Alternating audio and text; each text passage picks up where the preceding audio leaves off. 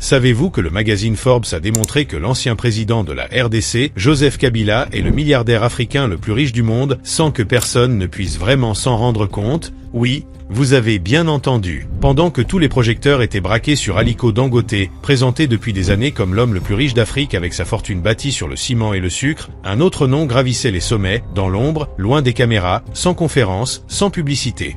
Joseph Kabila, l'ancien chef de l'État congolais, aurait discrètement amassé une fortune colossale, estimée aujourd'hui à plus de 32 milliards de dollars, dépassant ainsi officiellement Dangote selon certaines sources. Comment est-ce possible? Comment un homme qui a quitté le pouvoir en 2019 a-t-il pu bâtir un empire financier qui rivalise et même dépasse celui du plus grand industriel du continent? Que s'est-il réellement passé entre 2015 et 2025, cette décennie pendant laquelle la fortune de Dangote s'effondrait, pendant que celle de Kabila doublait en silence? Dans cette vidéo, nous allons remonter le fil de cette richesse invisible. Nous allons explorer les coulisses d'un empire bâti sur le cobalt, le pétrole, les sociétés écrans et les terres agricoles. Vous découvrirez des chiffres, des faits, des enquêtes troublantes que les experts en finance africains nous ont cachés depuis toujours sur qui est, vraiment, le milliardaire africain, le plus riche du monde.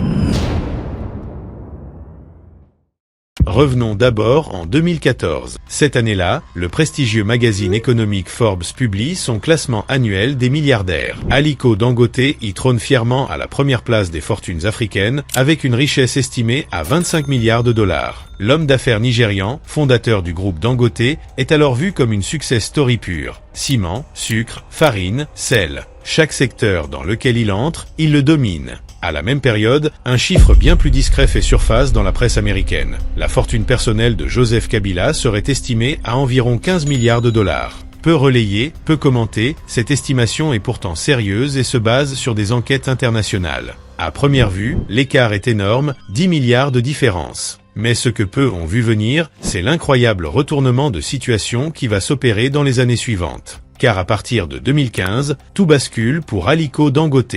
Plusieurs facteurs vont frapper de plein fouet sa fortune. D'abord, la dévaluation du naira nigérian. En 2015, le taux de change passe de 164 à près de 199 naira pour $1.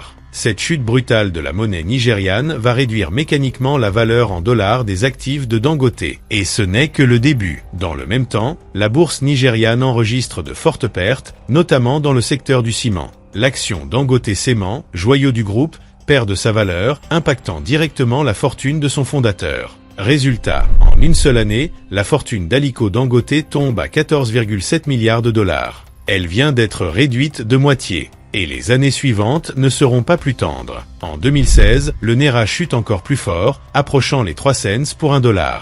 La fortune de Dangote continue de baisser. Elle est estimée à environ 12 milliards, puis 10 milliards en 2017, et finit par atteindre à peine 8 milliards de dollars en 2020, en pleine pandémie mondiale. Les raisons de cette chute sont multiples. Outre la dévaluation monétaire, il faut citer la crise économique nigériane, la forte dépendance de l'économie à l'importation, les politiques monétaires défavorables aux grandes entreprises, et bien sûr, la baisse de performance de certains secteurs clés de son groupe. Même le projet ambitieux de raffinerie de pétrole, lancé pour redynamiser l'empire Dangote, mettra des années à se concrétiser. Pendant ce temps-là, à des milliers de kilomètres, un autre homme fort du continent tisse sa toile.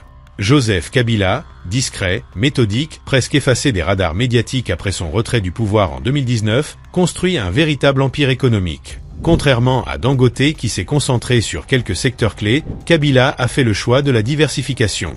Et il a misé sur les bons chevaux. Depuis 2015, il a investi massivement dans 3 secteurs stratégiques, l'exploitation minière, le pétrole et le tourisme. 3 domaines qui ont littéralement explosé dans les 10 dernières années, notamment en RDC. Le Congo est aujourd'hui l'un des pays les plus riches du monde en ressources naturelles. Cuivre, cobalt, coltan, or, diamant. Les sous-sols congolais regorgent de minerais stratégiques, notamment pour les batteries électriques et les technologies modernes. Kabila et son réseau ont acquis de nombreuses concessions minières, souvent via des sociétés écrans ou des prête-noms. Ces mines, souvent méconnues du grand public, produisent des tonnes de minerais chaque mois, générant des millions, parfois des centaines de millions de dollars. Parallèlement, l'ancien président a misé sur le pétrole, un secteur jusque-là peu développé en RDC. Grâce à des partenariats étrangers et des contrats signés discrètement sous son mandat, des blocs pétroliers situés dans l'est du pays ou dans la région du Tanganyika sont désormais sous son contrôle indirect. Ces blocs valent des milliards à eux seuls. Enfin, Kabila a flairé un autre filon, le tourisme écologique et patrimonial. De nombreux projets hôteliers, de safaris, de réserves animalières et de circuits touristiques ont vu le jour dans les provinces du Sud et de l'Est, souvent dans des zones où son influence reste très forte. Ces investissements, couplés à des aides internationales et des ONG, rapportent gros. Ils ne sont pas spectaculaires comme des usines ou des tours de ciment, mais ils sont extrêmement rentables. D'après plusieurs enquêtes croisées, notamment celle du Congo Research Group, de Bloomberg, Joseph Kabila contrôlerait aujourd'hui un empire économique tentaculaire. Plus de 80 sociétés, des participations dans des banques, des exploitations agricoles, des réseaux de transport et même des parts dans des compagnies de télécommunications. En 10 ans, il aurait donc doublé sa fortune, passant de 15 à près de 32 milliards de dollars selon des estimations sérieuses et consolidées. Une montée fulgurante, mais surtout invisible, car très peu médiatisée. Alors, comparons. En 2014, Dangote valait 25 milliards, Kabila 15. En 2020, Dangote est descendu à 8 milliards, Kabila était déjà au-dessus.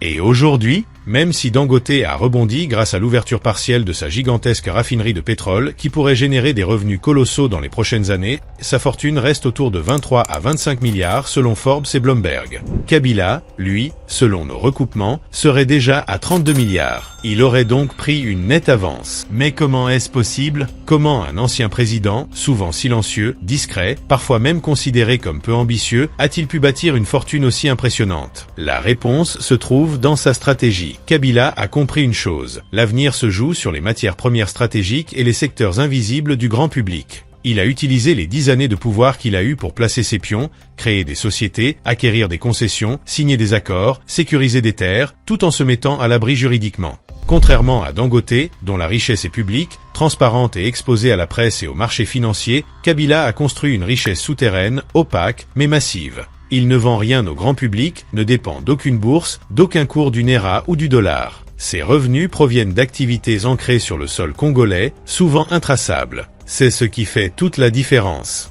Alors, à la question qui est vraiment l'homme le plus riche d'Afrique, la réponse pourrait bien surprendre. Aliko Dangote a la notoriété, les industries visibles, les récompenses internationales. Mais Joseph Kabila, dans l'ombre, pourrait bien être celui qui possède aujourd'hui la fortune personnelle la plus élevée du continent. Une richesse silencieuse, invisible, mais bien réelle.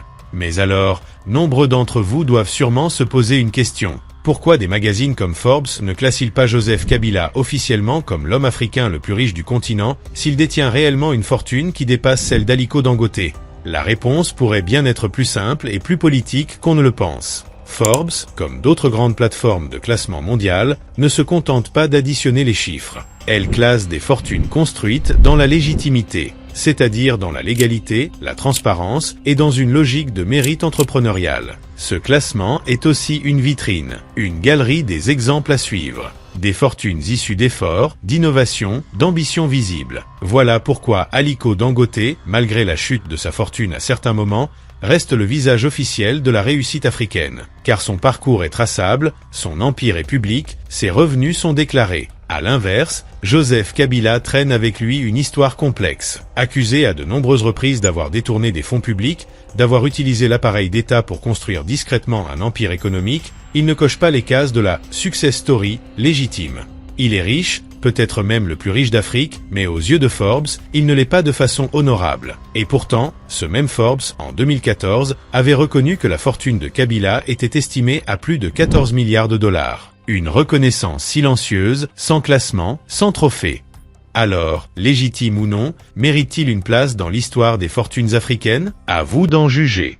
Merci d'avoir suivi cette enquête jusqu'au bout. Si vous avez appris quelque chose, pensez à vous abonner, sans oublier d'activer la cloche de notification pour ne rien rater.